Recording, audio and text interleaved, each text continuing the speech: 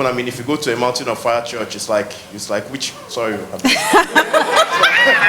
They're casting out demons. It's like a traditional, a traditional kind of, practice.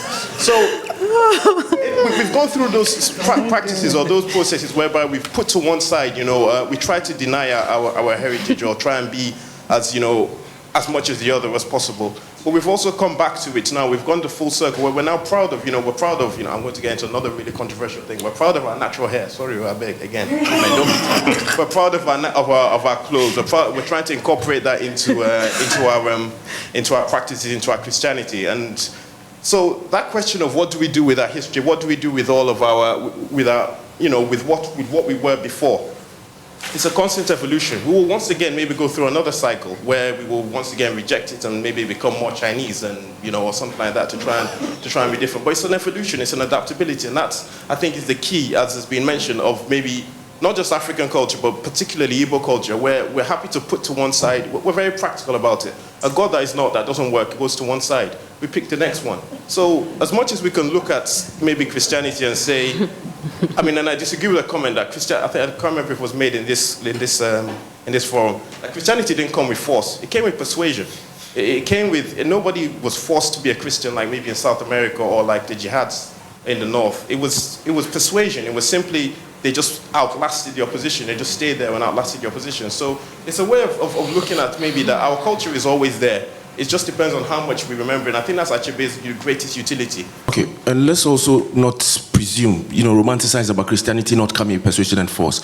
How sweet the name of Jesus sounds in a believer's ears. Do you know when that hymn was composed? When the slaves were bound and chained, the captain of the slave ship composed that song and forced them to sing it during the time of slavery. That is how that song, that Christian hymn that we sing, that I was taught in my school, that's how it was formed. So Christianity definitely came with force. The other thing is that I don't think that we should also presume that the Christian religion and what it professed was so entirely different from what we had. The Igbo expression, Chidigbo, God has always been in existence. The Igbo knew, just like the Akan and other people, knew the concept of the supreme being. All that Christianity did was to tell us that our God was a pagan God. And when Akuna has that debate with Mr. Brown in Things Fall Apart, he manages to show that the concept is there, we have that concept, but just that you have a different means of telling it to us and telling us that we can only be saved through Jesus Christ. So there's also a sense in which Africans, precisely through the regime of Christian missionary education, were misled into believing that notion of the supreme being that they had, that in Akan we called Oboade, in Igbo they called Chuku, in Yoruba they called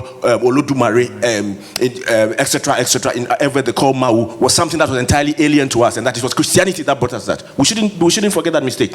So of course Christianity came in several guises, but force, blatant force, brutalization, dissemination, wiping out of whole peoples was actually part of that rhetoric. And slavery, and especially when the Africans were enslaved and chained and bound and forced to sing songs, which were later now, regularized and made innocuous, free of that history, is actually there. And you just read C.L.R. James's The Black Jacobins, the evidence is there. So I think we need to, and that's the whole thing about going deep into our history and not just taking things at surface value and realizing that there's more to it that seems to be the case.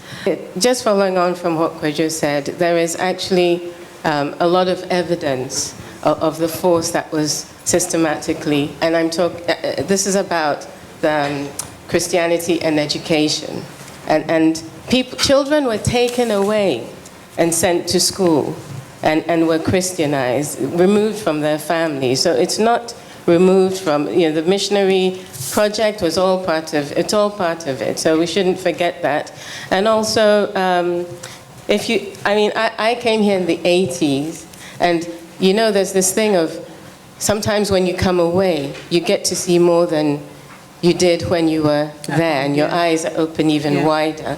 So some of the things that although I was aware of a lot of stuff, and we were brought up on all this literature, in terms of access to information, it's when you arrive here and then you can quickly get hold of things, and then you find the detail of these things. So I think sometimes, we have this idea that, missionaries came and they brought the Bible. It was all very much part of the colonial project.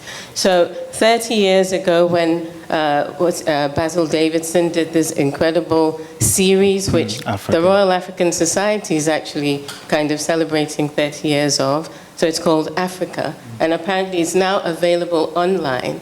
In '84, when it was originally shown here on Channel 4, I had no idea that it existed. But part of it was that it will be available to, free of charge to everyone in Africa. But of course, at the time, I didn't even have TV, so some of us were ruled out of that. So I saw it for the very first time just yesterday. And it's really interesting, the kind of information which even somebody who has come from there never saw, but it's held here. And so I would highly recommend people to watch it, because the footage is not widely available, and it might help to dispel some of these notions of these, well-intended Christians coming over with, salvation and civilization, etc., etc.